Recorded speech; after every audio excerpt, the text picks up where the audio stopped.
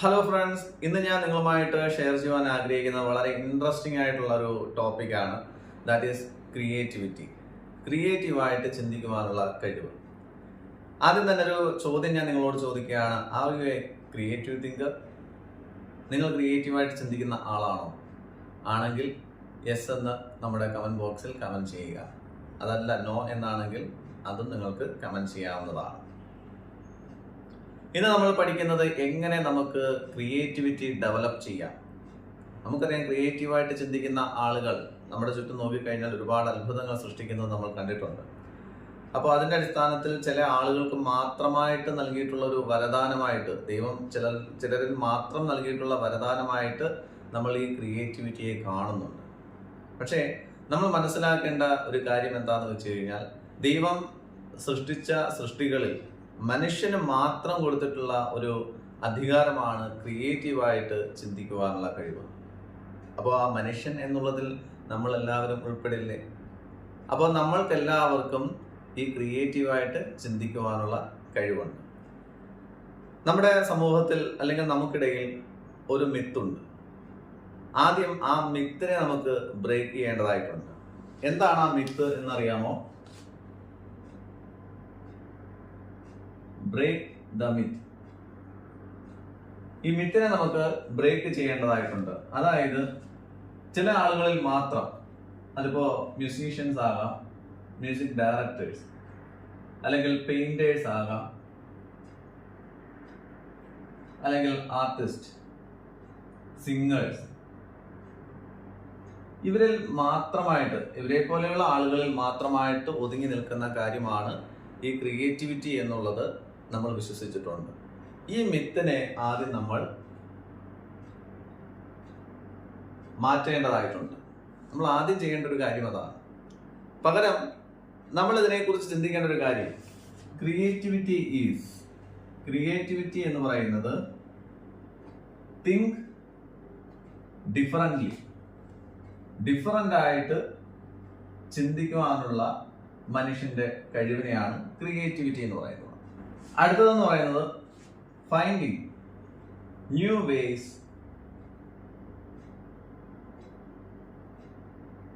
To solve problems. അതുപോലെ തന്നെ മൂന്നാമത്തത് കണക്റ്റിംഗ് അൺറിലേറ്റഡ് ഐഡിയാസ്.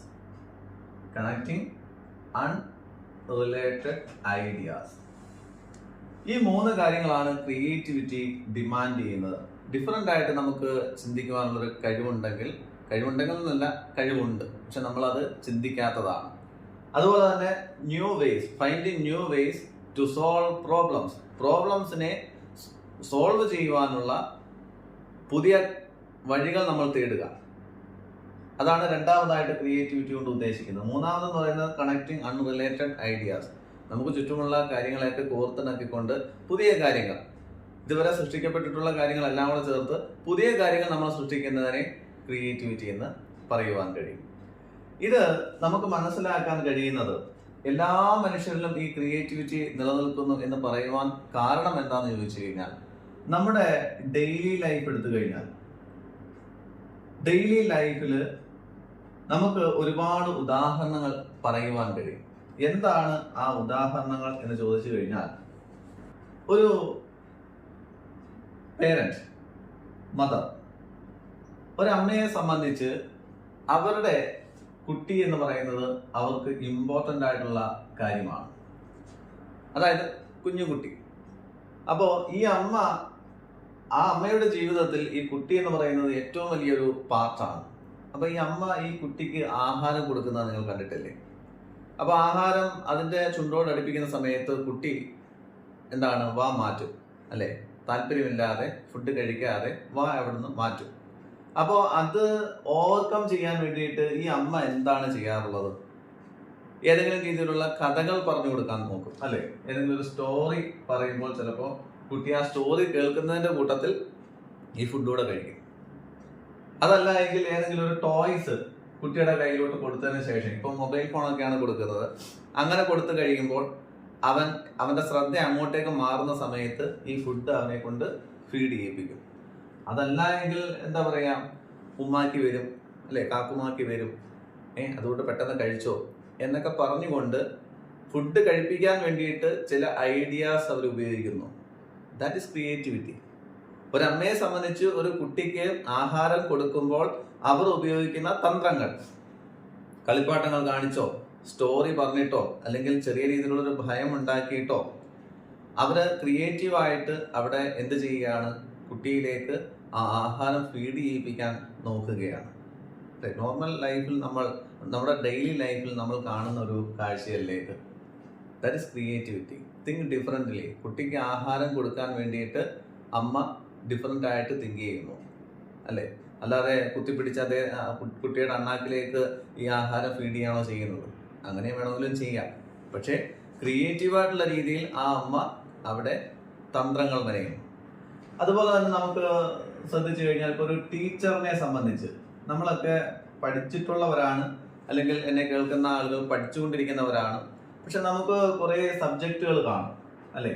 ഈ സബ്ജക്റ്റുകൾ നോക്കുമ്പോൾ ചിലർക്ക് പല ബോറിംഗ് ആയിട്ട് അനുഭവപ്പെട്ടുള്ള സബ്ജക്റ്റുകളുണ്ട്. ഇപ്പം മാത്തമാറ്റിക്സ്, അല്ലെങ്കിൽ ഫിസിക്സ്, കെമിസ്ട്രി, അല്ലെങ്കിൽ ജിയോഗ്രഫി, അല്ലെങ്കിൽ ഇംഗ്ലീഷ്. ഓരോരുത്തരെ സംബന്ധിച്ച് ഓരോ തലത്തിലാണ്. ഭയങ്കരമായിട്ടുള്ള ബോറിംഗ് ഒക്കെ അനുഭവപ്പെട്ടിട്ടുണ്ട് നമുക്ക് ചില സബ്ജക്റ്റുകൾ കാണുമ്പോൾ. പക്ഷേ ഒരു ടീച്ചർ, ചില ടീച്ചേഴ്സിന്റെ ക്ലാസ്സിൽ നമ്മളിരുന്ന് ഉറങ്ങാറുണ്ട്. എന്നാൽ ചില ടീച്ചേഴ്സ് വരുന്ന സമയത്ത് ആ സബ്ജക്റ്റ് എത്ര ബോറാണെങ്കിലും നമ്മൾ അവിടെ അദ്ദേഹത്തെ കാത്തിരിക്കും, അല്ലെങ്കിൽ അദ്ദേഹത്തെ കേട്ടിരിക്കും. എന്തുകൊണ്ടാണ്? അദ്ദേഹം അത് അവതരിപ്പിക്കുന്ന എന്താണ്? അദ്ദേഹം ചിലപ്പോൾ അവിടെ കോമഡി യൂസ് ചെയ്യും, അല്ലെങ്കിൽ ഫണ്ണായിട്ട് ആ പീരീഡിനെ കൊണ്ടുപോകും, അല്ലേ? സബ്ജക്റ്റ് അദ്ദേഹം എടുക്കുന്നുണ്ടെങ്കിലും കോമഡിക്ക് പ്രാധാന്യം കൊടുത്തുകൊണ്ട്, അല്ലെങ്കിൽ ഫണ്ണിന് പ്രാധാന്യം കൊടുത്തുകൊണ്ട് കുട്ടികളിലേക്ക് ഇൻപുട്ട് ചെയ്യുന്നു. എന്താണോ അദ്ദേഹത്തിന് പഠിപ്പിക്കുവാനുള്ളത്, അല്ലെങ്കിൽ എന്താണോ കുട്ടികൾക്ക് മനസ്സിലാക്കേണ്ടത്, അതിനു വേണ്ടിയിട്ട് ഡിഫറൻ്റ് ആയിട്ടുള്ള വേയിൽ എന്ത് ചെയ്യുന്നു അദ്ദേഹം ആ സബ്ജക്റ്റിനെ. മാത്തമാറ്റിക്സ് ആകാം, ഫിസിക്സ് ആകാം, കെമിസ്ട്രി ആകാം, എന്തുമാകാം. വളരെ ക്രിയേറ്റീവായിട്ടുള്ള രീതിയിലല്ലേ അദ്ദേഹം അത് ചെയ്യുന്നത്, അല്ലേ? കോമഡി മേക്ക് ചെയ്യുന്നു, അല്ലെങ്കിൽ ഫൺ മേക്ക് ചെയ്യുന്നു.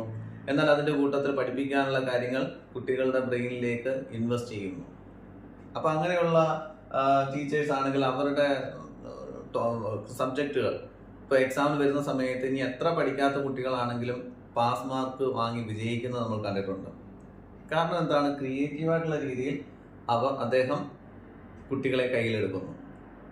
ഇനി നമുക്ക് ഒരുപാട് ഉദാഹരണങ്ങൾ കാണുവാൻ കഴിയും. ഒരു ഡ്രൈവറിനെ സംബന്ധിച്ച് നമ്മളൊക്കെ ഈ ലോങ് ട്രിപ്പൊക്കെ പോകുന്ന സമയത്ത്, ടൂറിനൊക്കെ പോകുന്ന സമയത്ത് ഈ നമ്മൾ ശ്രദ്ധിച്ചാൽ അറിയാം, ഈ അദ്ദേഹം വലിയ പരിചയമില്ലാത്തൊരു ഡ്രൈവർ ആണെങ്കിൽ അദ്ദേഹം എന്ത് ചെയ്യും? മറ്റൊരാളെ വിളിച്ചന്വേഷിക്കും, അല്ലേ? എന്താണ്? മറ്റ് പരിചയമുള്ള ഡ്രൈവേഴ്സിനെയൊക്കെ വിളിച്ചിട്ട് അദ്ദേഹം നിരന്തരം ഇങ്ങനെ ചോദിക്കുന്ന നമ്മൾ കേട്ടിട്ടുണ്ട്. ഏത് റൂട്ടാണ്, ഇപ്പോൾ ഊട്ടിക്ക് പോവുകയാണ്, അല്ലെങ്കിൽ കൊടൈക്കനാലിന് പോവുകയാണ്, ഏത് റൂട്ടാണ് ഏറ്റവും നല്ലത്? ഞാൻ എന്താ പറയുക, നേരെയുള്ള റോഡിൽ കൂടി മാത്രമേ പോവുകയുള്ളൂ എന്ന് കരുതിയിരുന്നു കഴിഞ്ഞാൽ അദ്ദേഹത്തിന് മണിക്കൂറുകളോളം ചിലപ്പോൾ ട്രാഫിക് ബ്ലോക്കിൽ കുടുങ്ങി കിടക്കേണ്ടി വരും, അല്ലേ? അപ്പോൾ അദ്ദേഹം ആൾട്ടർനേറ്റീവായിട്ടുള്ള വഴികൾ തിരഞ്ഞെടുക്കാൻ ശ്രമിക്കും. എങ്ങനെയൊക്കെ ശ്രമിച്ചു കഴിഞ്ഞാൽ എനിക്ക് ഊട്ടിക്ക് എത്താൻ കഴിയും, എങ്ങനെ ഈ ട്രാഫിക് ബ്ലോക്കിനെ അതിജീവിക്കുവാൻ കഴിയും, അല്ലെങ്കിൽ എന്താ പറയുക, വേറൊരു വഴി തിരഞ്ഞെടുത്തു കഴിഞ്ഞാൽ 10 കിലോമീറ്റർ മുൻപേ എത്താൻ കഴിയും. വേറൊരു വഴി തിരഞ്ഞെടുത്തു കഴിഞ്ഞാൽ ആ ബ്ലോക്കിൽ കുടുങ്ങാതെ നമുക്ക് അവിടെ നമ്മുടെ ഡെസ്റ്റിനിയിൽ എത്തിച്ചേരാൻ കഴിയും. അതിനു വേണ്ടിയിട്ട് നിരന്തരമായിട്ട് അദ്ദേഹം മറ്റുള്ളവരോട് ഇത് ഷെയർ ചെയ്യുന്നത് നമ്മൾ കണ്ടിട്ടുണ്ട്. ദാറ്റ് ഈസ് ഓൾസോ ക്രിയേറ്റിവിറ്റി, അല്ലേ? അതർ വേ, മറ്റുള്ള വഴികൾ തിരഞ്ഞെടുക്കുക. അല്ലാതെ നേരെയുള്ള വഴിയിൽ തന്നെ ഞാൻ പോവുകയുള്ളൂ എന്ന് കരുതി കഴിഞ്ഞാൽ ചിലപ്പോൾ മണിക്കൂറുകൾ കഴിഞ്ഞ് മാത്രമേ അദ്ദേഹത്തിന് ആ ഡെസ്റ്റിനിയിൽ നമ്മളെയും കൊണ്ടെത്തിക്കാൻ കഴിയുകയുള്ളൂ, അല്ലേ? ട്രാഫിക് ബ്ലോക്കിലും മറ്റുമൊക്കെ നമ്മൾ അകപ്പെട്ടേക്കാം. അതുപോലെ തന്നെ ഇപ്പോൾ കുക്ക് ചെയ്യുന്ന ഒരു വ്യക്തി, അല്ലേ? കുക്കിംഗ് ചെയ്യുന്ന ഒരു വ്യക്തിയെ സംബന്ധിച്ച് അദ്ദേഹം ഡിഫറൻ്റ് ആയിട്ടുള്ള റെസിപ്പികൾ പരീക്ഷിക്കുന്നത് നമ്മൾ കണ്ടിട്ടല്ലേ? നമ്മളും വീട്ടിൽ ചെയ്യുന്ന കാര്യമാണ്. എല്ലാ ദിവസവും ചോറും മീൻകറിയും മാത്രമായിട്ട് കഴിച്ച് പോകുന്നത് ഒഴിവാക്കി പുതിയ പുതിയ റെസിപ്പികൾ പരീക്ഷിക്കുന്നവരെ നമ്മൾ കണ്ടിട്ടുണ്ട്. ഇനിയിപ്പം മെയിനായിട്ട് റെസ്റ്റോറൻറ്റിലോ കോഫി ഷോപ്പിലോ ഒക്കെ നമുക്കിത് കാണുവാൻ കഴിയും. ഇപ്പോൾ ഈ ചിക്കൻ വെച്ചിട്ട് തന്നെ എന്തെല്ലാം വിഭവങ്ങളാണ് ഉണ്ടാക്കുന്നത്. ഒന്ന് ചിന്തിച്ച് നോക്കിക്കേ. ചിക്കൻ ഉപയോഗിച്ചുകൊണ്ട് ചിക്കൻ 65 എന്താ പറയുക, ചാർക്കോളോ അല്ലെങ്കിൽ കുഴിമത്തിയോ, അല്ലയോ, എന്തെല്ലാം വിഭവങ്ങൾ നമുക്ക് ഉണ്ടാക്കുവാൻ കഴിയുന്നുണ്ട്. ഓരോരുത്തരും ക്രിയേറ്റീവായിട്ട് ചിന്തിച്ചതിന്റെ അടിസ്ഥാനത്തിലാണ്. ഇപ്പൊ പിന്നെ നമ്മൾ കാണുന്നതാണ് ബിസ്ക്കറ്റ് ചായ, അല്ലയോ, ബിസ്ക്കറ്റ് ടീ, അതുപോലെ തന്നെ എന്താ പുട്ട് ഐസ്ക്രീം,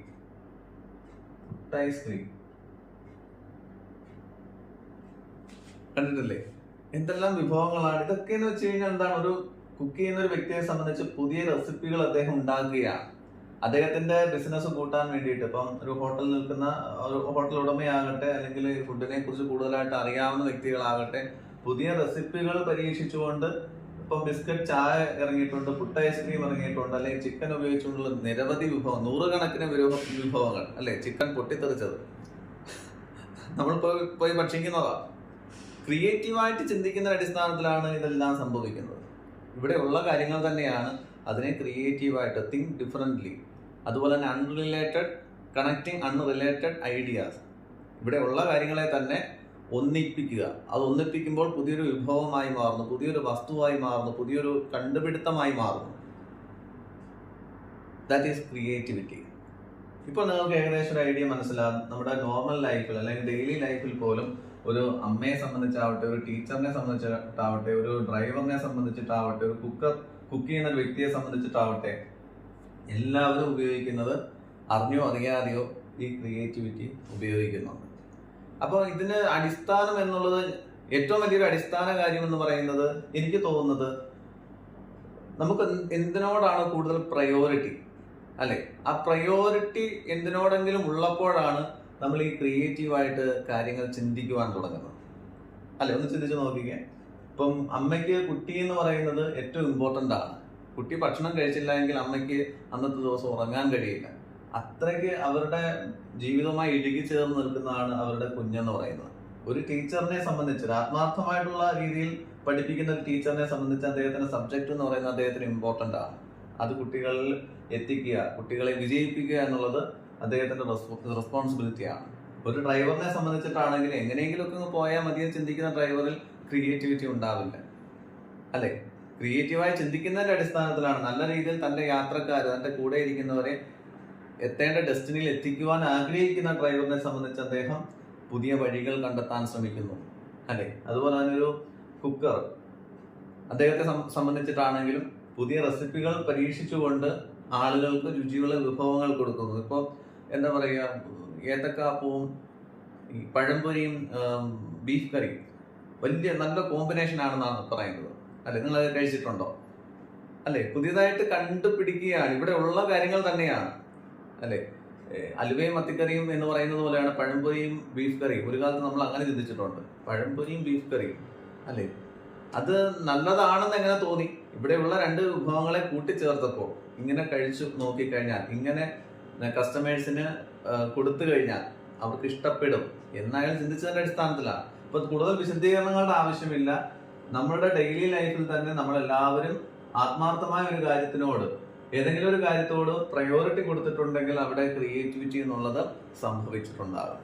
ദെൻ നമ്മളിലുള്ള ക്രിയേറ്റിവിറ്റി ഡെവലപ്പ് ചെയ്യുന്നതിന്റെ ഭാഗമായിട്ട് ഒരു ചെറിയൊരു ആക്ടിവിറ്റി നമുക്ക് ചെയ്ത് നോക്കിക്കഴിഞ്ഞാലോ. ഇവിടെ ഞാൻ എഴുതിയിട്ടുള്ളത് what is the other 5 uses of tooth brush.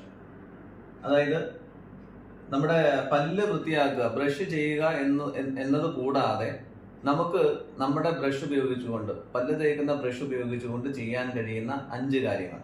നമ്മൾ എപ്പോഴും ചിന്തിച്ചിട്ടുള്ളത് ബ്രഷ് എന്നുള്ളത് പല്ല് തേക്കാൻ വേണ്ടി മാത്രമായിട്ട് സൃഷ്ടിച്ചിട്ടുള്ള ഒന്നാണ്. നമ്മൾ അതിൽ തന്നെ ഫോക്കസ് ചെയ്യുകയാണ്. നമുക്ക് ചിന്തിച്ചു കഴിഞ്ഞാൽ എന്തൊക്കെ കാര്യങ്ങൾ ആ ഒരു ബ്രഷ് കൊണ്ട് ചെയ്യാൻ കഴിയും. ഒരുപാട് ഉപയോഗങ്ങൾ ആ ബ്രഷ് കൊണ്ട് ഉണ്ട്, അല്ലെ. അതെന്താണ് എന്നുള്ളത് ഒന്ന് എഴുതി നോക്കിക്കേ.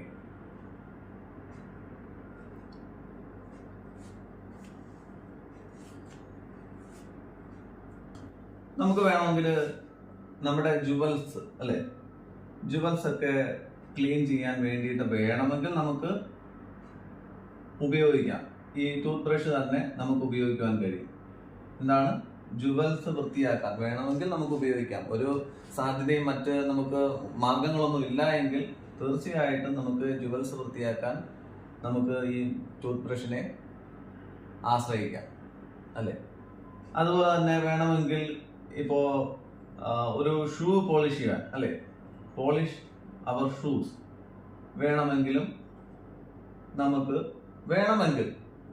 നമുക്ക് യൂസ് ചെയ്യാം. ആവശ്യഘട്ടത്തിൽ നമുക്ക് വേണമെങ്കിൽ യൂസ് ചെയ്യാവുന്നതാണ് അല്ലേ.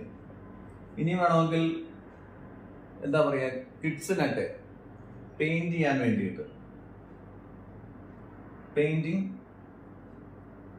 കിഡ്സ് അല്ലെ, ഫോർ കിഡ്സിനൊക്കെ വേണമെങ്കിൽ പെയിന്റ് ചെയ്യാൻ വേണ്ടിയിട്ട് അവർക്ക് നമുക്ക് ഇത് കൊടുത്തുകൂടെ. ഒരു ആവശ്യഘട്ടത്തിൽ നമുക്ക് ചെയ്യണമെന്ന് വെച്ച് കഴിഞ്ഞാൽ ചെയ്തേ പറ്റുകയുള്ളൂ. ഇപ്പം പല്ല് തേക്കുന്ന ബ്രഷ് തന്നെ കൊണ്ടുവന്ന് അത് ചെയ്യുക എന്നുള്ളതല്ല. അത് കഴിഞ്ഞതിന് ശേഷം വീണ്ടും കൊണ്ടുപോയി വെച്ചിട്ട് നാളെ രാവിലെ പല്ല് തേക്കണമെന്നും അല്ല ഞാൻ ഉദ്ദേശിക്കുന്നത്. ഒരു ടൂത്ത് ബ്രഷ് വാങ്ങിക്കഴിഞ്ഞാൽ നമുക്ക് അതുകൊണ്ട് എന്തൊക്കെ യൂസേഴ്സ് ഉണ്ടെന്നാണ് ഞാൻ ചോദിച്ചത്. അപ്പോൾ 3 കാര്യങ്ങൾ ഞാൻ പറഞ്ഞു. 4ാമത്തെയും 5ാമത്തെയും നിങ്ങൾ തന്നെ ഒന്ന് ഫില്ല് ചെയ്ത് നോക്കുക, എന്തൊക്കെ നമുക്ക് ചെയ്യാൻ കഴിയുമെന്നുള്ളത്. Okay, that is creativity, that is creative thinking, that is a creator. മനസ്സിലായോ? അപ്പോൾ ചെറിയൊരു ഷോർട്ട് ആക്ടിവിറ്റിയാണ് നമ്മളിവിടെ നിന്ന് ചെയ്തത്. നമ്മുടെ ടൂത്ത് ബ്രഷ് ഉപയോഗിച്ചുകൊണ്ട് നമുക്ക് ചെയ്യാൻ കഴിയുന്ന, പല്ല് തേക്കുന്നത് കൂടാതെ നമുക്ക് ചെയ്യാൻ കഴിയുന്ന 5 കാര്യങ്ങൾ. ഇപ്പൊ 3 കാര്യങ്ങൾ ഞാൻ തന്നെ എഴുതിയിട്ടുണ്ട്. Clean for jewels, polish our shoes, painting for kids. വേണമെങ്കിൽ നമുക്ക് അത്യാവശ്യമായിട്ടുള്ള ഒരു ഘട്ടത്തിൽ നമുക്ക് ചെയ്യണമെന്ന് വിചാരിച്ചു കഴിഞ്ഞാൽ ഇതേ ചെയ്യാൻ കഴിയുള്ളൂ. ഇത് ഉപയോഗിക്കാം എന്നുള്ളതാണ്. അങ്ങനെയുള്ള 2 കാര്യങ്ങൾ കൂടി നിങ്ങളൊന്ന് എഴുതുക. അപ്പോ ചുരുക്കത്തിൽ ഈ ക്രിയേറ്റിവിറ്റി എന്താണെന്ന് ചോദിച്ചു കഴിഞ്ഞാൽ, എന്താണ് ക്രിയേറ്റിവിറ്റി? ഇത്രയും പഠിച്ചതിൽ നമ്മൾ മനസ്സിലാക്കിയിട്ടുള്ള ഒരു കാര്യം എന്താണെന്ന് ചോദിച്ചു കഴിഞ്ഞാൽ, ഫൈൻഡിങ് ന്യൂ പോസിബിലിറ്റീസ്, പുതിയ സാധ്യതകളെ നമുക്ക് കണ്ടെത്താൻ കഴിയുക എന്ന് പറയുന്നത് ക്രിയേറ്റിവിറ്റിയിൽ വരുന്നൊരു കാര്യമാണ്. 2 പറയുന്നത് സോൾവിങ് പ്രോബ്ലംസ്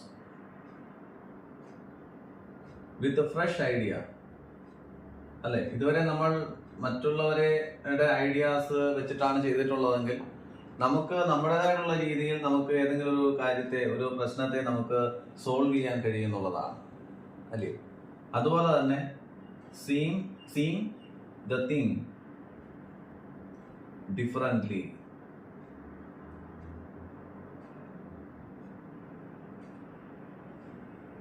ഒരു കാര്യത്തെ ഡിഫറൻ്റ് ആയിട്ട് കാണുവാനുള്ള നമ്മുടെ ശ്രമം, കഴിവെന്ന് ഞാൻ പറയില്ല, കഴിവ് നമുക്കുണ്ട്, നമ്മുടെ ശ്രമത്തെയാണ് അല്ലെ. ഒരു കാര്യത്തെ ഡിഫറൻ്റ് ആയിട്ട് കാണുവാനുള്ള നമ്മുടെ കഴിവല്ല, കഴിവ് ഓൾറെഡി നമുക്കുണ്ട്, കാണുവാനുള്ള നമ്മുടെ ശ്രമത്തെയാണ് ക്രിയേറ്റിവിറ്റി കൊണ്ട് ഉദ്ദേശിക്കുന്നത്. അതായത് ന്യൂ പോസിബിലിറ്റീസ് കണ്ടെത്തുക, ഏതൊരു കാര്യത്തിലും പുതിയ സാധ്യതകളെ കണ്ടെത്താൻ ശ്രമിക്കുക.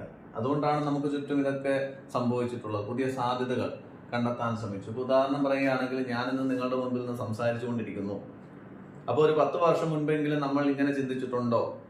നമുക്കിങ്ങനെ ഒരു മീറ്റിംഗ്, ഈ ഒരു വെർച്വൽ പ്ലാറ്റ്ഫോമിൽ നടത്താൻ കഴിയുമെന്ന് നമ്മൾ ചിന്തിച്ചിട്ടില്ല. നേരത്തേക്ക് ഒരു മീറ്റിംഗ് എന്ന് പറയുമ്പോൾ, അല്ലെങ്കിൽ ഒരു ക്ലാസ് എന്ന് പറയുമ്പോൾ കുറേ ദൂരം നമുക്ക് സഞ്ചരിക്കേണ്ടതായിട്ടുണ്ട്. നമ്മുടെ സമയം നഷ്ടമുണ്ടാകുന്നു, അതുപോലെ ധനനഷ്ടം ഉണ്ടാകുന്നു അല്ലെ. അവിടെ വരെ പോവുക എന്നുള്ളത് പൈസ ഉണ്ടെങ്കിൽ മാത്രമേ കഴിയുകയുള്ളൂ. അല്ലെങ്കിൽ ഇത് മീറ്റിംഗ് സംഘടിപ്പിക്കുന്ന ആളുകൾക്ക് അയ്യോ എത്ര പേര് വരുമെന്നുള്ള ആശങ്ക, അവർക്ക് ഫുഡ് കൊടുക്കണം അല്ലേ.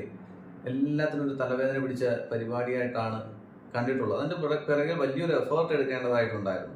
50 പേരോ 100 പേരോ 500 പേരോ 1000 പേരോ എത്ര പേര് വന്നു കഴിഞ്ഞാലും അതൊരു തലവേദന പിടിച്ച പണിയായിട്ട് മാറിയിട്ടുണ്ടായിരുന്നു. പക്ഷേ അവശ്യഘട്ടങ്ങളിൽ എനിക്ക് നിങ്ങളോട് സംസാരിക്കണം, നിങ്ങൾക്കൊരു ക്ലാസ് എടുക്കണം. അപ്പോൾ പെട്ടെന്ന് അങ്ങനെ തോന്നുന്ന സമയത്ത്, അല്ലെങ്കിൽ ഒരു ഓഫീസിൽ ഒരു സ്റ്റാഫുകളെ കൂട്ടി ഒരു മീറ്റിംഗ് എടുക്കണം, നിർണായകമായിട്ടുള്ളൊരു ഘട്ടത്തിൽ അങ്ങനെ എടുക്കണമെന്ന് തോന്നിക്കഴിഞ്ഞാൽ ഇന്ന് ഒരുപാട് ഓൺലൈൻ പ്ലാറ്റ്ഫോമുകൾ, ഗൂഗിൾ മീറ്റോ സൂമോ ഒക്കെ നമുക്ക് അവൈലബിൾ ആണ്. അപ്പോൾ ആവശ്യഘട്ടങ്ങളിൽ അല്ലെങ്കിൽ നിർണായകമായിട്ടുള്ള ഘട്ടങ്ങളിൽ നമുക്ക് ഈ വെർച്വൽ മീറ്റിങ്ങിലൂടെ കാര്യങ്ങൾ ഡിസ്കസ് ചെയ്യാൻ കഴിയും. അതെങ്ങനെ സംഭവിച്ചതാണ്? ആരോ ഒരാൾ അല്ലെ, ഒരു വ്യക്തിയുടെ മനസ്സിൽ, അല്ലെങ്കിൽ ചുരുക്കം ചില വ്യക്തികളുടെ മനസ്സിൽ തോന്നി, എന്തുകൊണ്ട് വലിയൊരു പ്ലാറ്റ്ഫോമിൽ ലൈവായിട്ട് നടത്തുന്ന കാര്യം ഒരു വെർച്വൽ പ്ലാറ്റ്ഫോമിലേക്ക് കൊണ്ടുവന്ന് നമുക്ക് നടത്തിക്കൂടാ? അങ്ങനെ ഒരു പോസിബിലിറ്റി ഉണ്ടല്ലോ അല്ലെ, ഫൈൻഡിങ് ന്യൂ പോസിബിലിറ്റീസ്. അങ്ങനെ ഒരു സാധ്യത നമുക്ക് മുൻപിലില്ലേ? അങ്ങനെ ഒന്ന് നമുക്ക് ഫൈൻഡ് ഔട്ട് ചെയ്തൂടെ എന്ന് ചിന്തിച്ചതിന്റെ അടിസ്ഥാനത്തിലാണ് എന്ത് സംഭവിച്ചത്? എനിക്കാണെങ്കിലും നിങ്ങൾക്കാണെങ്കിലും അല്ലെങ്കിൽ നമുക്ക് ചുറ്റുമുള്ള എല്ലാവർക്കും ഒരുമിച്ച് കൂടി ഒരു വെർച്വൽ പ്ലാറ്റ്ഫോമിലേക്ക് വരുവാൻ കഴിഞ്ഞത്. ഫൈൻഡിങ് ന്യൂ പോസിബിലിറ്റീസ്, ശരിയല്ലേ?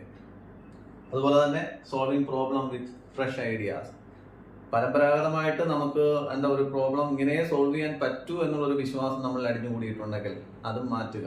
നമ്മുടേതായിട്ടുള്ള ഫ്രഷ് ഐഡിയാസിലൂടെ ഇതിനെ ഏത് രീതിയിൽ നമുക്ക് പരിഹരിക്കാൻ കഴിയും എന്ന് ചിന്തിക്കുവാനുള്ള കഴിവല്ല ശ്രമം, അല്ലെ? കഴിവ് നമുക്ക് ഓൾറെഡി ഉണ്ട്. ആ ശ്രമത്തിനെയാണ് ക്രിയേറ്റിവിറ്റി എന്ന് പറയുന്നത്. സീയിങ് ദ തിങ് ഡിഫറെന്റ് ആയിട്ട് നമുക്ക് ചിന്തിക്കുവാനുള്ള ഒരു ശ്രമം. ഇപ്പൊ നമ്മൾ നേരത്തെ പറഞ്ഞതുപോലെ ഒരു ടൂത്ത് ബ്രഷ് ഉപയോഗിച്ചുകൊണ്ട് നമുക്ക് മറ്റെന്ത് കാര്യങ്ങളൊക്കെ ചെയ്യാൻ കഴിയും. ഒരുപാട് കാര്യങ്ങൾ നമുക്ക് ചെയ്യുവാൻ കഴിയും. ഒരു കാര്യം നമുക്ക് പല്ല് തേക്കുക എന്നുള്ളതാണ്, അത് മാത്രമാണ് അതിന്റെ ഉപയോഗം എന്നല്ല.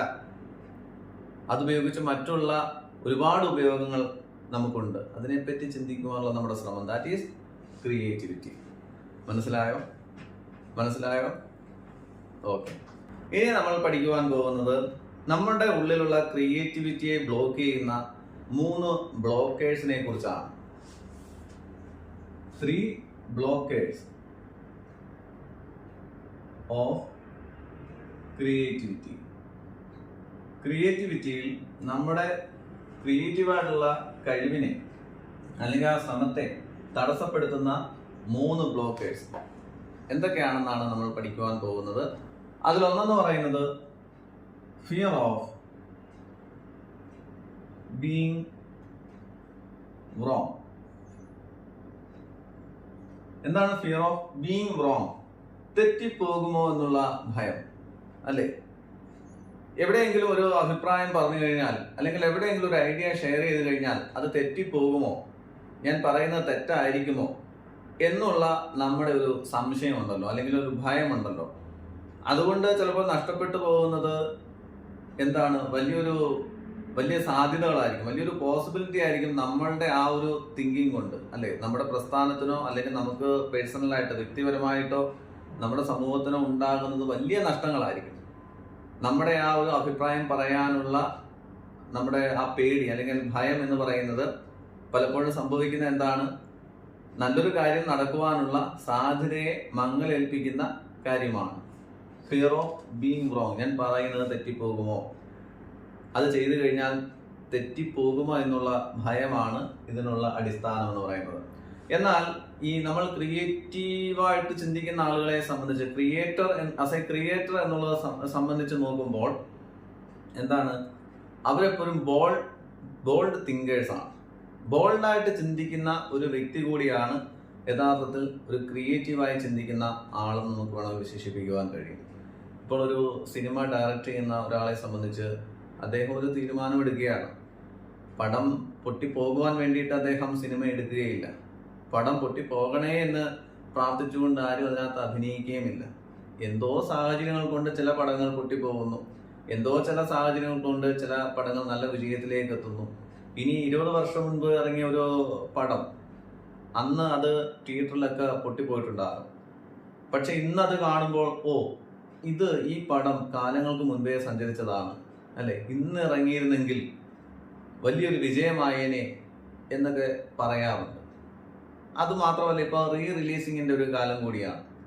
അന്ന് പരാജയപ്പെട്ട ചിത്രങ്ങൾ ഇന്ന് വീണ്ടും റിലീസ് ചെയ്യണമെന്ന് ജനങ്ങൾ ആവശ്യപ്പെടുന്നുണ്ട്, അല്ലെ? ഫാൻസ് ആവശ്യപ്പെടുന്നുണ്ട്. എന്തുകൊണ്ടാണ്? ചില കാലഘട്ടത്തിന് അനിവാര്യമായിട്ടുള്ള രീതിയിലായിരിക്കാം ആ പടം ഇറക്കിയിട്ടുള്ളത്. പക്ഷെ ആ ചില ആളുകൾക്ക് അല്ലെങ്കിൽ ജനങ്ങൾക്ക് അത് ദഹിച്ചിട്ടുണ്ടാവില്ല. പക്ഷെ കുറെ നാളുകൾ കഴിയുമ്പോൾ അവരുടെ ഉള്ളിലുള്ള ക്രിയേറ്റിവിറ്റിയുടെ അല്ലെങ്കിൽ മുൻകൂട്ടി കാണാനുള്ള ഒരു മനുഷ്യന്റെ കഴിവെന്ന് വേണമെങ്കിൽ പറയാം. അപ്പൊ അത് ജനങ്ങൾക്ക് മനസ്സിലായത് 10-20 വർഷം കഴിഞ്ഞപ്പോഴായിരിക്കും, ശരിയല്ലേ? എന്ന് കരുതി അദ്ദേഹത്തിന്റെ ഡിസിഷൻ തെറ്റായിരുന്നു എന്നാണ്. അദ്ദേഹം ഒരു ബോൾഡ് തിങ്കർ ആയിരുന്നു. ബോൾഡായിട്ട് അദ്ദേഹത്തിന് ചിന്തിക്കാൻ കഴിഞ്ഞു. ഇങ്ങനെ ഒരു സിനിമ ഇറങ്ങിയേ മതിയാവുകയുള്ളൂ. അതിന്റെ അടിസ്ഥാനത്തിൽ സിനിമ ഇറങ്ങി. അന്ന് ചിലപ്പോൾ പരാജയമായിരുന്നിരിക്കാം, പക്ഷെ ഇന്ന് അതിനുവേണ്ടി ആർപ്പ് വിളിക്കുന്നത് നമുക്ക് കാണുവാൻ കഴിയും. അപ്പൊ നമ്മുടെ ഉള്ളിൽ അങ്ങനെയുള്ള ചിന്തകൾ വരുമ്പോൾ, ഒരു ഐഡിയ വരുന്ന സമയത്ത് അത് ഭയത്തോടു കൂടി അതിനെ നോക്കി കാണാതെ അത് ഇംപ്ലിമെന്റ് ചെയ്യുക. സംഭവിക്കുന്ന എന്തായാലും സംഭവിച്ചോട്ടെ, അല്ലെ? അത് കാലഘട്ടത്തിന്റെ ആവശ്യമാണ്. അപ്പോൾ എന്താണോ നമ്മുടെ ഉള്ളിൽ ഒളിഞ്ഞിരിക്കുന്ന ഐഡിയാസ്, അത് എവിടെയെങ്കിലും ഒരു അഭിപ്രായം പറയുന്ന സമയത്ത് അഭിപ്രായ പ്രകടനം നടത്തുന്ന സാഹചര്യത്തിൽ നമുക്ക് നമ്മുടേതായിട്ടുള്ള അഭിപ്രായം പറയുക. നമ്മുടെ ഒരു ഓഫീസ് മീറ്റിങ്ങിൽ തന്നെ ഒരുപാട് ഐഡിയ നമുക്കുണ്ട്, എന്നാലും നമ്മൾ മിണ്ടാതിരിക്കും. ഇനി മറ്റുള്ളവരെല്ലാം കൊണ്ട് ചേർന്ന് എന്ത് കളിയാക്കിയാലോ, അതുകൊണ്ട് ഞാൻ പറയുന്നില്ല. അതുകൊണ്ടുണ്ടാകുന്നത് കമ്പനിക്ക് ചിലപ്പോൾ വലിയ നഷ്ടങ്ങളായിരിക്കും, അല്ലെങ്കിൽ പേഴ്സണലായിട്ട് നമുക്ക് വലിയ നഷ്ടങ്ങളായിരിക്കും ഉണ്ടാകാൻ പോകുന്നത്. രണ്ടാമത്തെ ഒരു ബ്ലോക്കർ എന്താണെന്ന് വെച്ച് കഴിഞ്ഞാൽ, ക്രിയേറ്റിവിറ്റിയെ തടസ്സപ്പെടുത്തുന്ന രണ്ടാമത്തെ ബ്ലോക്കർ എന്താണെന്ന് ചോദിച്ചു കഴിഞ്ഞാൽ, I am not a creative belief. ഞാനൊരു ക്രിയേറ്റീവ് ആയിട്ടുള്ള ആളൊന്നും അല്ല എന്നുള്ള വിശ്വാസം. ഞാൻ വലിയ ക്രിയേറ്റീവ് ആയിട്ടുള്ള വ്യക്തിയൊന്നും അല്ല, എനിക്ക് അതിനുള്ള കഴിവൊന്നുമില്ല എന്ന് വിശ്വസിച്ചു കൊണ്ടിരിക്കുന്ന ആളുകൾ. അത് നമുക്ക് ശ്രദ്ധിച്ചാൽ മനസ്സിലാവും. പണ്ടെപ്പോഴോ എന്തെങ്കിലുമൊക്കെ ഇങ്ങനെ പറയുന്ന സമയത്ത് കളിയാക്കപ്പെട്ടിട്ടുള്ള വ്യക്തികളുണ്ട്. അപ്പൊ നമ്മുടെ കൂട്ടത്തിൽ തന്നെ നമ്മൾ ശ്രദ്ധിച്ച് നോക്കിക്കുക, നമ്മുടെ സുഹൃത്ത് വലയം എടുത്തു കഴിഞ്ഞാൽ, അല്ലെങ്കിൽ നമ്മുടെ വീട്ടിൽ തന്നെ നമ്മുടെ സിബ്ലിങ്സിനെയൊക്കെ എടുത്തു കഴിഞ്ഞാൽ, കാലാകാലങ്ങളായിട്ട് ചിന്തിച്ചു കൊണ്ടിരിക്കുന്ന ഒരു തിങ്കിങ് പാറ്റേൺ ഉണ്ടല്ലോ. ആ തിങ്കിങ് പാറ്റേണിന് പുറത്തു നിന്ന് സംസാരിക്കുന്നവർ നമ്മളെപ്പോഴും കളിയാക്കാറാണ് പതിവ്. എവൻ എന്താണ് ഈ പറയുന്നത്? ഇങ്ങനെയാണോ പറയേണ്ടത്? എവനൊരു പൊട്ടനാണല്ലോ, എവനുമായിട്ട് സഹകരിക്കാൻ കൊള്ളത്തില്ല, അവന്റെ ഓരോ സംസാരം കേട്ടില്ലേ. അതായത് പണ്ട് എനിക്കൊരു ഫ്രണ്ട് ഉണ്ടായിരുന്നു. അപ്പൊ അദ്ദേഹം എപ്പോഴും ഈ സംസാരിക്കുന്നത് അൺറിലേറ്റഡ് ആയിട്ടുള്ള കാര്യങ്ങളായിരിക്കും. മുട്ടയാണോ ആദ്യം ഉണ്ടായത്, അതോ കോഴിയാണോ ആദ്യം ഉണ്ടായത്, അല്ലെങ്കിൽ മാങ്ങയാണോ ആദ്യം ഉണ്ടായത്, അതോ മാവാണോ ആദ്യം ഉണ്ടായത്? അപ്പോൾ അവനെ എല്ലാവരും ഇങ്ങനെ ചേർന്ന് നിന്ന് കളിയാക്കും. ഞാനും കളിയാക്കിയിട്ടുണ്ട്, നമുക്കറിയില്ലല്ലോ, കുട്ടിക്കാലത്താണ്. അപ്പോൾ ഒരു ഇൻഡത്തിലേക്ക് നോക്കുകയാണെങ്കിൽ അവൻ ചോദിച്ചത് ഒരു ശരിയായ ചോദ്യമല്ലേ? അല്ലേ? നമുക്കൊരുപാട് പഠിക്കുവാനുള്ള കാര്യം തന്നെയല്ലേ അവൻ പറഞ്ഞിട്ടുള്ളത്. മാങ്ങയാണോ, അവൻ്റെ ആ കുട്ടിക്കാലത്ത് 8-ലോ 9-ലോ പഠിക്കുന്ന സമയത്താണ്, മാങ്ങയാണോ ആദ്യം ഉണ്ടായത്, മാവാണോ ആദ്യം ഉണ്ടായത്, കോഴിയാണോ ആദ്യം ഉണ്ടായത്, കോഴിമുട്ടയാണോ ആദ്യം ഉണ്ടായത്? ഒരുപാട് അർത്ഥതലങ്ങളുള്ള ചോദ്യമാണ്. അന്ന് അവനെ ഒരുപാട് ആളുകൾ കളിയാക്കിക്കൊണ്ടിരുന്നു. ഇപ്പോഴും എനിക്കൊരു സുഹൃത്തുണ്ട്. അദ്ദേഹം ഒരുപാട് പുസ്തകങ്ങളൊക്കെ വായിക്കുന്ന ഒരു വ്യക്തിയാണ്, ഒരു ഫ്രീ തിങ്കർ കൂടിയാണ്. അപ്പൊ അദ്ദേഹത്തിന്റെ സംസാരം എന്ന് പറയുന്നത് സാധാരണ ആളുകൾ ചിന്തിക്കുന്നതിനേക്കാൾ ഒരു out of the thinking pattern, അങ്ങനെ ചിന്തിക്കുന്ന ഒരു വ്യക്തിത്വമാണ്. അപ്പൊ അദ്ദേഹം സംസാരിക്കുമ്പോൾ മറ്റുള്ളവർക്ക് അങ്ങോട്ട് ഇഷ്ടപ്പെടത്തില്ല, കാരണം അവരുടെ ആ ഒരു തിങ്കിങ് പാറ്റേണിനനുസരിച്ചല്ല അദ്ദേഹം സംസാരിക്കുന്നത്. പക്ഷെ എനിക്ക് അദ്ദേഹത്തെ ഒരുപാട് ഇഷ്ടമാണ്, കാരണം ഒരുപാട് ആശയങ്ങളുണ്ട്, ഒരുപാട് നോളജ് ഉണ്ട്, ഒരുപാട് ഡിഫറെന്റ് ആയിട്ടുള്ള കാര്യങ്ങൾ സംസാരിക്കുന്നുണ്ട്. പക്ഷെ ഞാൻ നേരത്തെ സൂചിപ്പിച്ചതുപോലെ തന്നെ ഒരു ബോൾഡ് ആയിട്ടുള്ളൊരു തിങ്കർ അല്ല. മനസ്സിലായില്ലേ? കാര്യങ്ങൾ മറ്റുള്ളവരിലേക്ക് പ്രസന്റ് ചെയ്യാൻ അദ്ദേഹം ശ്രമിക്കാറില്ല. അപ്പൊ അദ്ദേഹം ശ്രമിക്കുന്ന സമയത്താണെങ്കിലും പലപ്പോഴും ബോൾഡായിട്ട് കാര്യങ്ങൾ ചെയ്യാൻ പറ്റുന്നില്ല. ശരിയല്ലേ? അങ്ങനെയുള്ള ആളുകൾക്ക് I am not a creative ആ ഒരു വിശ്വാസം അവരിൽ രൂപപ്പെടുന്നു.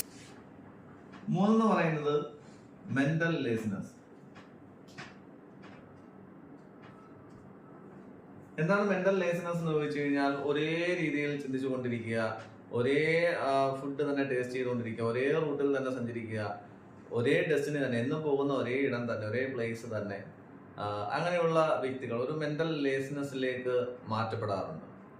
അതായത് അദ്ദേഹം പറയുന്നത് മാത്രമാണ് ശരി എന്നുള്ള ആ ഒരു സർക്കിൾ, അദ്ദേഹത്തിൻ്റെതായിട്ടുള്ള ഒരു ചെറിയ സർക്കിളിലേക്ക് അദ്ദേഹം ചുരുങ്ങപ്പെടുകയാണ്. പക്ഷെ അദ്ദേഹം വിചാരിക്കുന്നത് എന്താണ്? അദ്ദേഹം പറയുന്നതും ചിന്തിക്കുന്നതും മാത്രമാണ് ശരി. That is also mental laziness. അതായത് ഇപ്പം അദ്ദേഹം കഴിക്കുന്ന ആഹാരം, ഇപ്പം കേരളീയരെ സംബന്ധിച്ച് മസാല ഇട്ട വിഭവങ്ങളാണ് ലോകത്തിലെ ഏറ്റവും ടേസ്റ്റുള്ള ഫുഡെന്ന് വിശ്വസിക്കുന്നവരാണ്. എന്നാൽ വേറൊരു രാജ്യത്തേക്ക് ചെന്ന് കഴിഞ്ഞാൽ മസാല അവർ തീരെ ഉപയോഗിക്കാറേ ഇല്ല. അവർ പറയുന്ന മസാല ധാരാളമായിട്ട് ഉപയോഗിച്ച് കഴിഞ്ഞാൽ അത് ശരീരത്തിന് കേടാണ്, ആപത്താണ്, ഹാനികരമാണ്. അപ്പോ നമുക്ക് ഈ ലോകത്തിന്റെ പല ഭാഗങ്ങളിലേക്ക് സഞ്ചരിക്കുവാൻ, പല സംസ്കാരങ്ങളെ കാണുവാൻ, പല രീതിയിലുള്ള ആഹാരങ്ങൾ ടേസ്റ്റ് ചെയ്യുവാൻ, പല ഐഡിയാസ് കണ്ടെത്തുവാൻ, പല ജീവിത രീതികൾ കണ്ടെത്തുവാൻ അങ്ങനെ കഴിയുന്ന ഒരു വ്യക്തിയെ സംബന്ധിച്ചൊരു ക്രിയേറ്റീവായിട്ടുള്ള വ്യക്തി അദ്ദേഹത്തിൽ ഉണരുന്നു, അല്ലെങ്കിൽ ക്രിയേറ്റീവായിട്ടുള്ള ഒരു പവർ അദ്ദേഹത്തിൽ ഉണരുന്നു എന്നുള്ളതാണ്. പക്ഷേ ഈ മെന്റൽ ലേസിനെസ് എന്ന് പറയുമ്പോൾ ഒരു ചെറിയ സർക്കിളിലേക്ക് നമ്മൾ ചുരുങ്ങി പോകുന്ന അവസ്ഥ, ഒരേ പാറ്റേണിൽ കൂടി ഇങ്ങനെ സഞ്ചരിച്ചു കൊണ്ടേയിരിക്കുന്ന വ്യക്തികൾ. മനസ്സിലായില്ല? അങ്ങനെ 3 തരത്തിലുള്ള ക്രിയേറ്റീവ് ബ്ലോക്കേഴ്സ് കൊണ്ടാണ് മനുഷ്യനിൽ ക്രിയേറ്റീവായിട്ടുള്ള ആ ഒരു കഴിവിനെ നമുക്ക് ഉപയോഗിക്കുവാൻ കഴിയാതെ പോകുന്നത്. അപ്പോൾ അടുത്തതായിട്ട് നമ്മൾ പഠിക്കുവാൻ പോകുന്നത് ഒരു എക്സസൈസ് ആണ്. ഒരു 2-3 എക്സസൈസ് നമുക്കൊന്ന് ചെയ്തു നോക്കാം. അത് ചെയ്തു നോക്കുന്നതിലൂടെ നമ്മളിലുള്ള ക്രിയേറ്റീവായിട്ടുള്ള ആ ഒരു മസിൽസിനെ നമുക്ക് ഡെവലപ്പ് ചെയ്യാൻ കഴിയുമെന്നുള്ളതാണ്. ഞാൻ ആദ്യം തന്നെ നിങ്ങൾ ചെയ്യാൻ പറയുന്ന എക്സസൈസ് എന്ന് പറയുന്നത്, മനുഷ്യന് പറക്കുവാൻ കഴിഞ്ഞിരുന്നെങ്കിൽ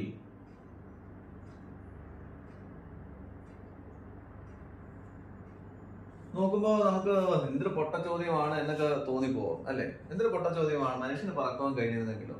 ഓ, ഞാൻ ചോദിക്കുന്ന ഒരു കാര്യം, ഒരു ഇൻഡെപ്തിലേക്ക് നമ്മൾ നോക്കുമ്പോൾ ഇതിനകത്ത് ഒരുപാട് പ്രസക്തമായിട്ടുള്ള ഒരു കാര്യമല്ലേ, പ്രസക്തമായ ഒരു ചോദ്യം തന്നെയല്ലേ. ഇപ്പോൾ നമ്മൾ ജനിക്കുന്ന സമയത്ത് നമുക്ക് നീന്താൻ അറിയില്ലായിരുന്നു. നമ്മളൊരു കുളത്തിൽ കൊണ്ടിട്ട് കഴിഞ്ഞാൽ നമ്മൾ മുങ്ങി താഴ്ന്നു പോകും. എന്നാൽ സ്വിമ്മിങ് എന്ന് പറയുന്നത് നമ്മൾ സ്വായത്തമാക്കി, നമ്മൾ നേടിയെടുത്തു. ശ്രമിച്ചു കഴിഞ്ഞാൽ നമുക്ക് സ്വിമ്മിങ് ചെയ്യാം. ഏത് ഇംഗ്ലീഷ് ചാനൽ വേണമെങ്കിലും നമുക്ക് നീന്തി കിടക്കാം. അതിവിടെ ആളുകൾ പ്രൂവ് ചെയ്തിട്ടുണ്ട്. ഇനിയിപ്പോ ക്ലിംബിംഗ് എന്ന് പറയുന്നത്, ഇപ്പം മരം കയറാനോ പർവ്വതങ്ങൾ കയറാനോ ഇനി എവറസ്റ്റ് വേണമെങ്കിൽ കയറാനോ നമുക്ക് വേണമെങ്കിൽ പഠിച്ചു കഴിഞ്ഞാൽ നമുക്ക് ചാടി കയറാൻ കഴിയും അല്ലേ? അപ്പം നമുക്ക് ജനിച്ച ഉടനെ കിട്ടിയിട്ടുള്ള ഒരു വരദാനമൊന്നുമല്ല, നമ്മൾ സ്വായത്തമാക്കിയിട്ടുള്ള ട്രെയിനിങ്ങിലൂടെ പ്രാക്ടീസസിലൂടെ നമ്മൾ നേടിയെടുത്തിട്ടുള്ള ഒരു കാര്യമാണ് ക്ലിംബിംഗ് എന്ന് പറയുന്നത്. എന്നാൽ ഈ ഫ്ലൈയിങ്, പറക്കുക അല്ലേ, ഇത് കഴിഞ്ഞിരുന്നെങ്കിലോ? ഒരു ചോദ്യം തന്നെയല്ലേ. നമുക്ക് പറക്കുവാൻ കഴിയുമായിരുന്നെങ്കിൽ എന്തൊക്കെ കാര്യങ്ങൾ ചെയ്യുമായിരുന്നു എന്നുള്ളത് ഒന്ന് ആലോചിച്ച് നോക്കുക. നിങ്ങൾക്ക് വേണമെങ്കിൽ നിങ്ങളുടെ ബുക്കിലേക്ക് എഴുതി നോക്കാം. എത്ര വാക്കുകൾ നമുക്ക് എഴുതാൻ കഴിയുന്നുണ്ട്, എത്ര സെന്റൻസസ് എഴുതാൻ കഴിയുന്നുണ്ട്, അര പേജുകൾ നമുക്ക് അതിനെക്കുറിച്ച് എഴുതാൻ കഴിയുന്നുണ്ടോ? ഒന്ന് ശ്രമിച്ചു നോക്കുക, ഒരു ശ്രമം മാത്രം. അതുപോലെ രണ്ടാമത്തെ ഒരു എക്സസൈസ് എന്ന് പറയുന്നത്, ഇപ്പോൾ മൃഗങ്ങൾക്ക് സംസാരിക്കാൻ കഴിഞ്ഞിരുന്നെങ്കിൽ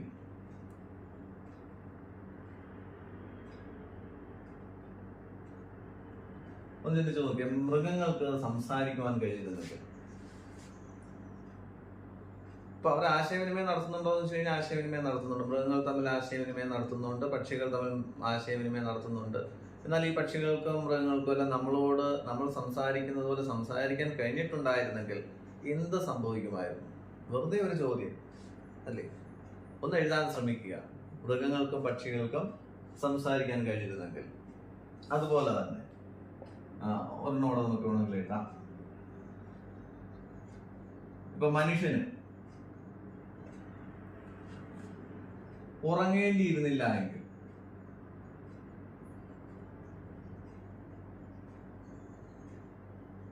ഒന്ന് ചിന്തിച്ചു നോക്കിയേ. മനുഷ്യന് ഉറങ്ങേണ്ടിയിരുന്നില്ല എങ്കിൽ അല്ലെ, നമുക്ക് ഉറക്കം അത്യാവശ്യമാണ്. ഭക്ഷണം പോലെ തന്നെ നമുക്ക് ഏറ്റവും അത്യാവശ്യമായിട്ടുള്ള നമ്മുടെ ഉള്ളിലുള്ള ഊർജ്ജത്തെ സേവ് ചെയ്യുവാനായിട്ട്, നമ്മുടെ ബയോളജിക്കൽ സിസ്റ്റത്തെ നമുക്ക് കറക്റ്റായി നിലനിർത്തുവാൻ, നമ്മുടെ ബ്രെയിനിന്റെ പവറിനെ കറക്റ്റായിട്ട് ഫോളോ ചെയ്ത് കൊണ്ടുപോകാൻ നമുക്ക് കൃത്യമായിട്ടുള്ള ഉറക്കം 7 മണിക്കൂർ അല്ലെ 8 മണിക്കൂറെങ്കിലും ഉറങ്ങണമെന്നുള്ളതാണ്. എന്നാൽ ഈ ഉറങ്ങേണ്ടിയിരുന്നില്ല എങ്കിൽ, മനുഷ്യൻ ഉറങ്ങേണ്ടിയിരുന്നില്ല എങ്കിൽ എന്ത് സംഭവിക്കുമായിരുന്നു എന്ന് വെറുതെ ഒന്ന് ആലോചിച്ച് നോക്കുക. ഉറങ്ങാതിരിക്കാൻ പറഞ്ഞിട്ടില്ല, ഉറങ്ങാം, ഒരു കുഴപ്പമില്ല. പക്ഷെ അങ്ങനെ ഉണ്ടായിരുന്നെങ്കിൽ എന്ത് സംഭവിക്കുമായിരുന്നു എന്ന് വെറുതെ ഒന്ന് എഴുതി നോക്കുക. അപ്പൊ 3 എക്സസൈസ് ആണ് ഞാനിന്ന് നൽകിയിട്ടുള്ളത്. അതൊന്ന് ചെയ്യാനായിട്ട് ശ്രമിച്ചു നോക്കുക. ഓക്കെ, അപ്പോൾ ഫ്രണ്ട്സ്, ഇവിടെ നമ്മൾ മനസ്സിലാക്കേണ്ട കാര്യം, ക്രിയേറ്റിവിറ്റി എന്ന് പറയുന്നത് നമുക്ക് എല്ലാവർക്കും, മനുഷ്യനായിട്ട് ജനിച്ചിട്ടുള്ള എല്ലാവർക്കും ദൈവം കൊടുത്തിട്ടുള്ള ഒരു കാര്യമാണ്, സൃഷ്ടിക്കുവാനുള്ള കഴിവ്. ആ സൃഷ്ടിക്കുവാനുള്ള കഴിവ് നമ്മളിലുണ്ട്, പക്ഷെ നമ്മൾ ശ്രമിക്കുന്നില്ല എന്നുള്ളത് മാത്രമാണ്. അതാണ് ഞാൻ നേരത്തെ പറഞ്ഞത്. നമ്മുടെ ഡെയിലി ലൈഫിൽ തന്നെ ഒരു അമ്മയ്ക്ക് ഒരു കുട്ടിയോടുള്ള പ്രയോറിറ്റി, ഒരു ടീച്ചറിന് അദ്ദേഹത്തിന്റെ സബ്ജക്റ്റിനോട്, കുട്ടികളോടുള്ള ആ ഒരു പ്രയോറിറ്റി, അല്ലെ, ഒരു ഡ്രൈവറിന് തന്റെ യാത്രക്കാരോടും ഡെസ്റ്റിനിയോടുമുള്ള ഒരു പ്രയോറിറ്റി, കുക്ക് ചെയ്യുന്ന ഒരു വ്യക്തിയെ സംബന്ധിച്ച് അദ്ദേഹം ഉണ്ടാകുന്ന റെസിപ്പി, കസ്റ്റമേഴ്സ്, അതിനോടുള്ള പ്രയോറിറ്റി. ആ പ്രയോറിറ്റിയാണ് ഡിഫറൻ്റ് ആയിട്ട് ചിന്തിക്കുവാൻ അവനെ പ്രേരിപ്പിക്കുന്നത്. That is creativity. ശിവഖേര എന്ന് പറയുന്ന ഒരു വ്യക്തിത്വത്തെ കുറിച്ച് നിങ്ങൾ കേട്ടിട്ടുണ്ടാകും അല്ലെ? യു ക്യാൻ വിൻ എന്ന് പറയുന്ന പുസ്തകം എഴുതിയിട്ടുള്ള ഒരു വ്യക്തിത്വമാണ് അദ്ദേഹം. അദ്ദേഹം പറഞ്ഞിട്ടുള്ള ആ യു ക്യാൻ വിൻ എന്ന് പറയുന്ന പുസ്തകത്തിൽ പറഞ്ഞിട്ടുള്ള മെയിൻ ആയിട്ടുള്ളൊരു കോട്ടാണ്, winners don't do different things, they do things differently. അതായത് വിന്നേഴ്സ് ആയിട്ടുള്ള ആളുകൾ, സെലിബ്രിറ്റീസ് ആയിട്ടുള്ള ആളുകൾ ഒരിക്കലും ഡിഫറെന്റ് ആയിട്ടുള്ള കാര്യങ്ങൾ ചെയ്യുന്നില്ല. അവർ ചെയ്യുന്നത് എന്താണ്? ഒരു കാര്യത്തെ ഡിഫറെന്റ് ആയിട്ട് ചെയ്യുന്നു, തിങ്സ് ഡിഫറently എന്നാണ് അദ്ദേഹം പറയുന്നത്. ഇത് തന്നെയാണ് നമ്മുടെ ഓരോരുത്തരുടെയും ജീവിതത്തിൽ നമ്മൾ പാഠമാക്കേണ്ടത്. അപ്പോൾ ഇന്ന് നമ്മൾ ചർച്ച ചെയ്തിട്ടുള്ള ഈ കാര്യങ്ങളൊക്കെ ഒന്ന് മനസ്സിലാക്കുക, ഈ എക്സസൈസ് ഒക്കെ ഒന്ന് ചെയ്യുക. അതുപോലെ തന്നെ ഇപ്പം നമ്മുടെ കൈകളിൽ ഇരിക്കുന്ന കുറേ തിങ്സ് ഉണ്ട്. ഇപ്പം എൻ്റെ കയ്യിലിരിക്കുന്ന മാർക്കർ, ഇതൊരു വിശ്വാസത്തിൽ നമ്മളിങ്ങനെ ജീവിക്കുകയാണ്. ഈ മാർക്കർ എന്തിനാണ്? എഴുതാൻ വേണ്ടി മാത്രമാണ്, വൈറ്റ് ബോർഡിൽ എഴുതാൻ വേണ്ടി മാത്രമായിട്ടുള്ളതാണ്. ഇതുകൊണ്ട് മറ്റെന്ത് യൂസേജസ്? നമുക്ക് വെറുതെ ഇരിക്കുമ്പോൾ ചിന്തിക്കാം. That is creative thinking. മനസ്സിലായില്ലേ? അങ്ങനെ ഓരോ കാര്യങ്ങളോടും നമ്മുടെ ചുറ്റും ഇരിക്കുന്ന ചിലപ്പോൾ അൺറിലേറ്റഡ് ആയിട്ടുള്ള കാര്യങ്ങളായിരിക്കും. ഈ അൺറിലേറ്റഡ് ആയിട്ടുള്ള കാര്യങ്ങളെ തന്നെ, അല്ലെങ്കിൽ അൺറിലേറ്റഡ് ആയിട്ടുള്ള ഐഡിയാസിനെ തന്നെ ചേർത്ത് വെക്കുമ്പോൾ നമുക്ക് നമ്മുടെ മുൻപിൽ ഒരു വലിയൊരു ക്രിയേറ്റീവ് ആയിട്ടുള്ളൊരു അത്ഭുതം നമുക്ക് സൃഷ്ടിക്കാൻ കഴിയുമെന്നുള്ളതാണ്. അപ്പോൾ അതിന് എല്ലാവർക്കും കഴിയട്ടെ എന്ന് ഞാൻ ആശംസിക്കുന്നു. Thank you friends, and God bless you all.